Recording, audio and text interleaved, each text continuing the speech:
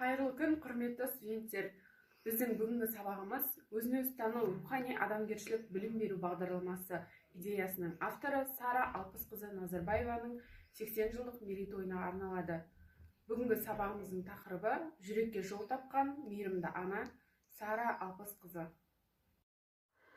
Бүгінгі сабағымыздың дәйек сөзі Сара Алпысқызының өзіне сенімді және өзін-өзі бағалай білген адамның жан-жағы туралы жамандыққа баруы мүмкін емес деген сөзі. Осы дәйек сөзді дауыстап оқып, бірнеше рет қайталаңыздар. Дәйек сөзді қалай түсінесіздер? Сұраққа жауап беріп, жауаптарыңызбен топпен бөлісіңіздер. Сұраққа жауап бергендеріңізге рахмет. Сара Алпысқызының пайымдауынша, адамзаттың махаббаты деген ұғымның аясы ғарыштық кеңістікті қамтып жатыр. Бұл аспанның жерге немесе күннің айға махаббаты ғана емес, адамзаттың өзін-өзіне сенімділігінен қуат алады. Өзіне сенімді және өзін-өзі бағалай білген адамның жан-жағы туралы жамандыққа баруы мүмкін емес. Себебі махаббат адамзаттың мәңгілік және ешкім қол соза алмайтын меншігі. Шығыс философтарының өзі Құдайдың бір аты махаббат деп айтып кеткен деп Сара Алпысқызы өзінің ойымен бөліседі. Сара Алпысқызының еңбек жолы мен өміріне тоқталайық.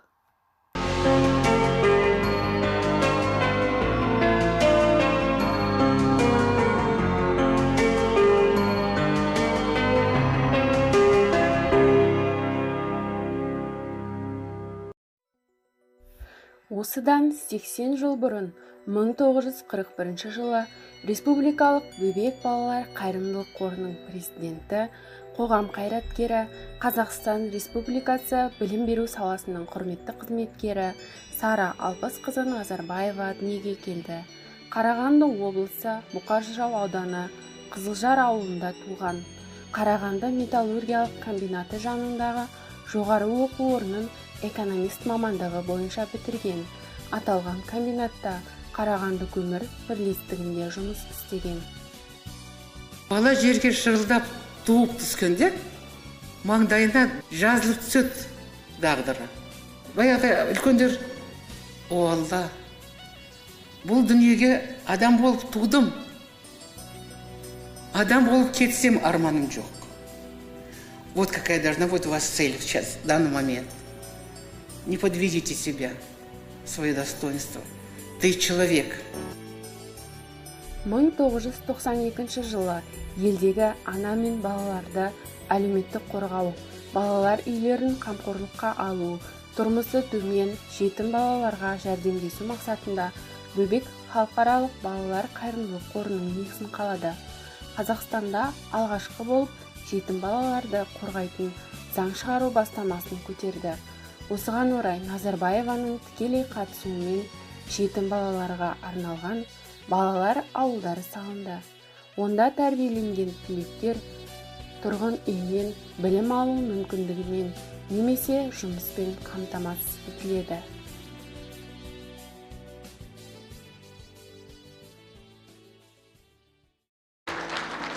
Сол аналыққа бәрілеріне Алла күш қуат берсін. Мен арманым жоқ.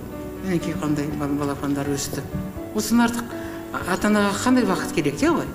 Мен бақыттымын. Шүкір Аллаға. Рахмет. Сара Алпысқызы Назарбаева 1992 жылдан Бөбек балалар қайырымдылық қорының президенті болып қызмет атқарады.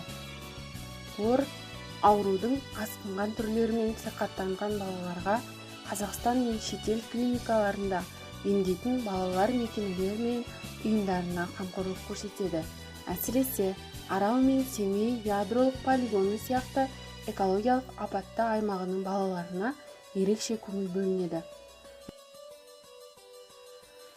Сара Алпысқызы 1994 жылдан СОС Қазақстанның балалар ауылы қорының президенті, 1999 жылдан демография қайырымдылық қоры қамқоршылар кеңесінің төрайымы қызметін атқарады.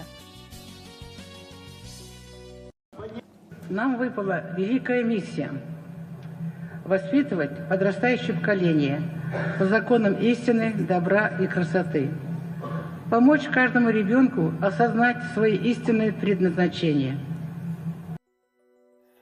Сара Алпысқызы бірінші дәрежелі достық орденімен, өзін-өзі тану философиясы мен оқу мәдениетіне қосқан зор үлесі үшін Шыңғыс Айтматов атындағы алтын медальмен, халықаралық SOS Киндердорф қорының алтын медалімен, балалар құқығын қорғау саласына зор үлес қосқаны үшін ЮНИСЕФ-тің арнайы наградасымен марапатталған. Бүкіл әлемдік денсаулық ұйымының Дограмачи атындағы сыйлығының, халықаралық Unity сыйлығының, денсаулық сақтау, қайырымдылық және өскелең ұрпақты рухани тәрбиелеу саласындағы ерен еңбегі үшін Құрманжан Датқа сыйлығының лауреаты атанған. Сара Алпысқызы осыған дейін бұқаралық ақпарат құралдары өкілдеріне берген бір сұхбатында әрбір адам бойындағы қабілеттердің барлығын пайдалана отырып, тек туған еліне ғана емес, жер бетіндегі барша адамзатқа пайдасы мен шапағатын тигізуді көздеуге тиіс. Қоғамдағы рухани және адамгершілік құндылықтарды білім арқылы жандандырған жөн. Дұрыс ұйымдастырылған білім сондай құндылықтардан тұратынын да естен шығармаған абзал. Тек білім арқылы ғана біз қоғамдағы рухани байлықты қалыптастырып, әр адамның бойындағы ерекше қасиеттерді танып, игі істерді жүзеге асырамыз деген еді. Әр қайсымыздың өз жолымыз бар, өмірлік міндетіміз бар. Бірақ бәрімізге ортақ бір міндет жан дүниеміздегі махаббаттың сөнбейтін шырағын жаңа отырып, адам болып қалу деп Сара Алпысқызы айтады. Сара Алпысқызының пайымдауынша, адамзаттың махаббаты деген ұғымның аясы ғарыштық кеңістікті қамтып жатыр. Бұл аспанның жерге немесе күннің айға махаббаты ғана емес, адамзаттың өзін-өзіне сенімділігі мен қуат алады. Өзіне сенімді және өзін-өзі бағалай білген адамның жан-жағы туралы жамандыққа баруы мүмкін емес. Себебі махаббат адамзаттың мәңгілік және ешкім қол соза алмайтын меншігі. Шығыс философтарының өзі Құдайдың бір аты махаббат деп кеткен.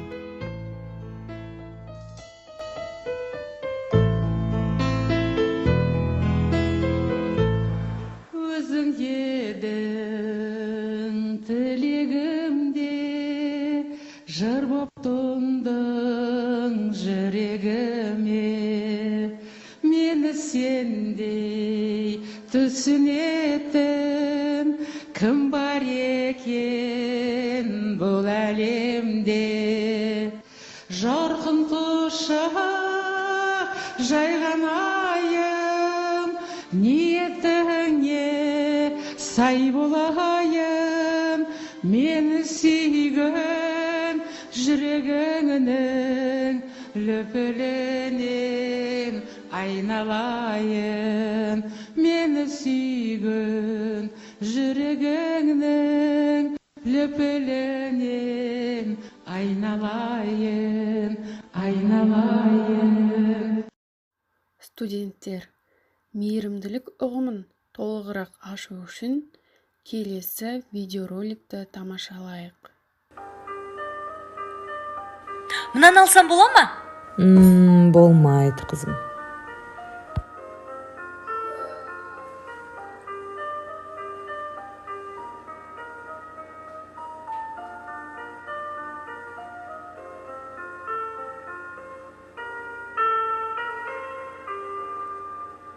Атаңның туған күніне сыйлық алғың келе ме?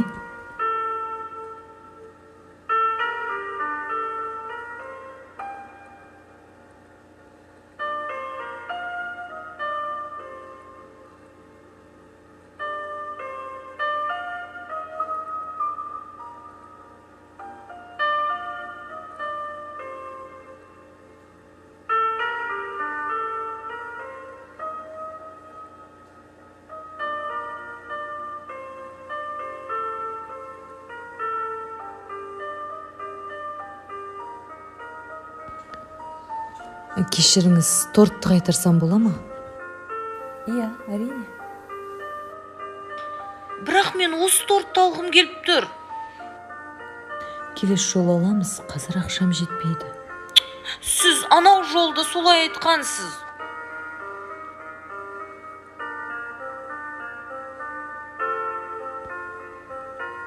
Ана тортты маған бере салыңызшы, мен алам.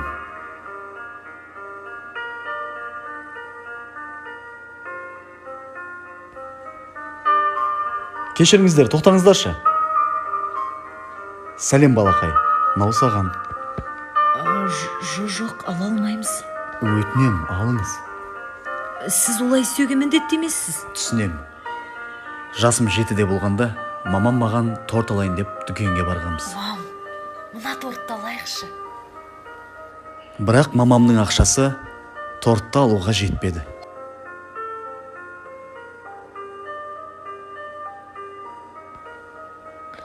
Басқа бір нәрсе алайықшы, балам. Мам, бүгін менің туған күнім ғой.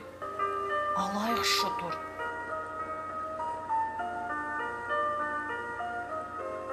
Сол кезде кезекте тұрған бір бөтен кісі мен қалап тұрған тортты маған алып берді. Балақай, ала ғой. Туған күніңмен. Ол маған балалық қуаныш сыйлады. Мен оның атын білмедім. Бірақ мен оны ешқашан ұмытпадым. Кезекте тұрған адам. Рахмет сізге. Сізге рахмет. Атыңызды білсем бола ма? Жағдайымыз келгенде міндетті түрде ақшасын қайтарамыз.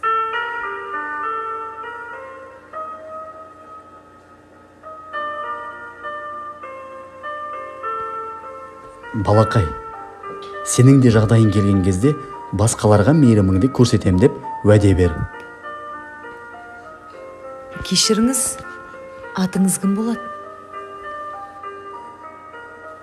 Атым кезекте тұрған адам.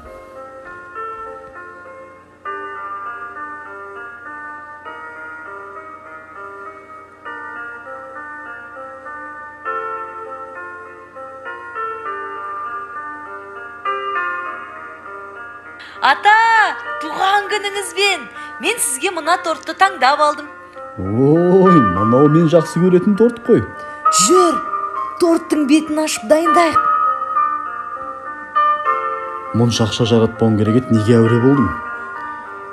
Негізі оны бөтен кісі сыйға тартты. Ата, мына қағазды берді.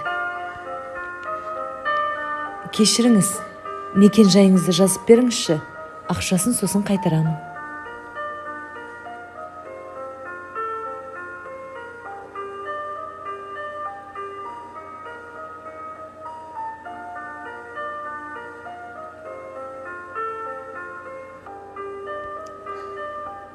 Ал бұл қағазда мейірімің әрқашан жалғасын табады.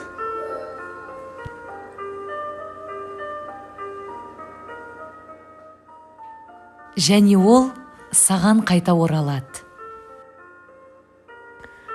Рахмет.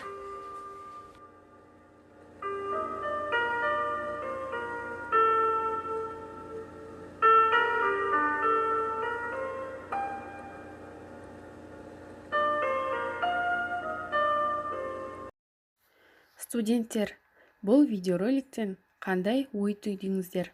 Сұраққа жауап беріп, ойларыңызбен топпен бөлісіңіздер. Я, дұрыс айтасыздар. Егер біз әрқашанда мейірімділігімізді қоршаған ортамен, адамдармен бөлісіп, ізгі болып, әрдайым жақсылық жасайтын болсақ, біздің жасаған жақсылығымыз, мейірімділігіміз өзімізге еселеп қайтып отырады екен. Мейірімділік ғажайып өмір есігі.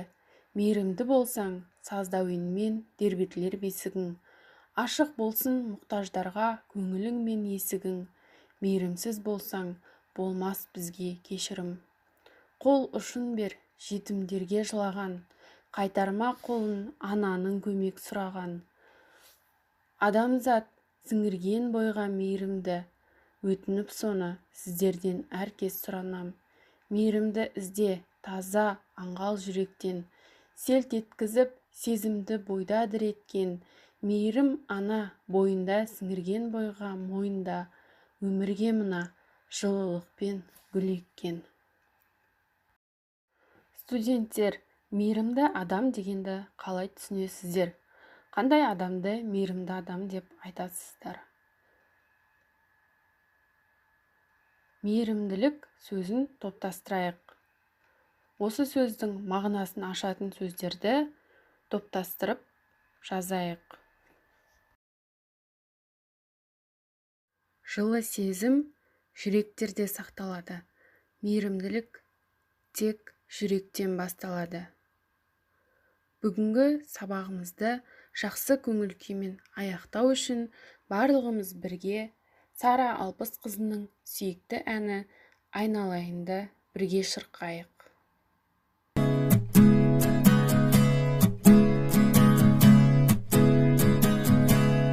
Өзің едің тірегімде, жыр боп тондың жүрегімде, мені сендей түсінетін кім бар екен бұл өмірде?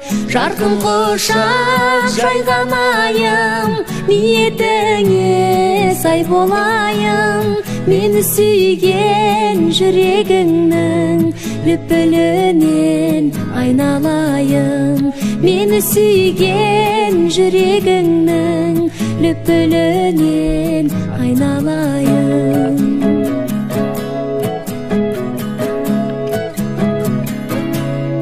Саған мәнді борыштармын, көңіліме қоныстандың, азаматты ажарыңа мақтау айтсам намыстандың. Жарқын құшақ жайған айым, ниетіңе сай болайын, мені сүйген жүрегіңнің лүпілінен айналайын, мені сүйген жүрегіңнің лүпілінен айналайын.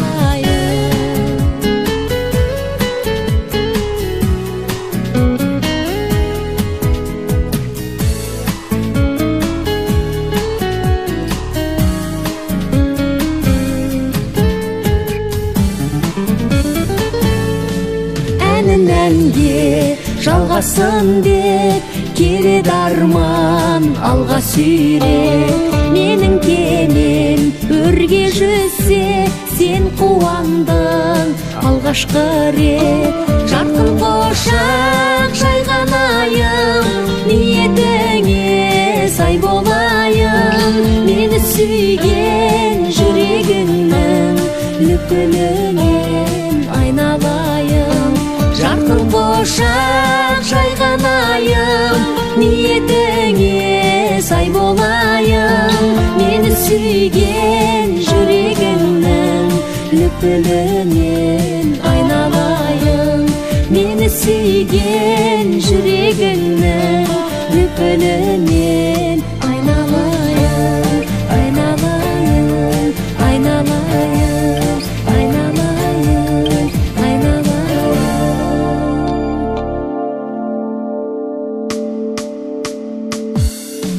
Жарқын құшақ жайған айым, ниетіңе сай болайын, мені сүйген жүрегіңнің лүпілінен айналайын, мені сүйген жүрегіңнің лүпілінен айналайын.